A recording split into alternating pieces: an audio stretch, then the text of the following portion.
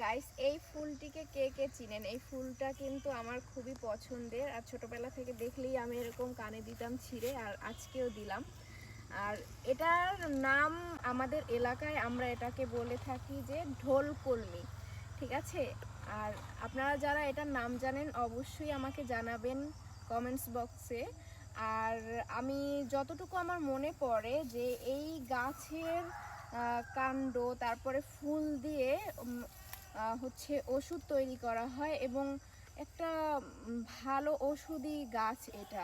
হ্যাঁ, এর অনেক ওষুধি গুণ রয়েছে। তো এখানে আমরা আমাদের অঞ্চলে এটাকে দেখতে পাই যে বেড়া হিসেবে কাজ করে, মানে আমরা কিন্তু এটাকে বেড়া বলি।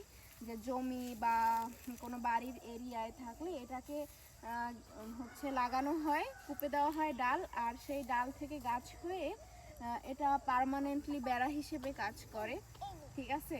এখানেও কিন্তু দেখেন যে এরিয়া দিয়ে এবং এইটার চারিপাশে দিয়ে দেওয়া হয়েছে। এটার আর কোনো এক্সট্রা কাঠ বা কিছুই লাগছে না, বাঁশ দেওয়া লাগছে না, এটার উপরেই আবার নেট দেওয়া আছে। তো এটা ওষুধি গাছ এবং এর অনেক উপকারিতা রয়েছে।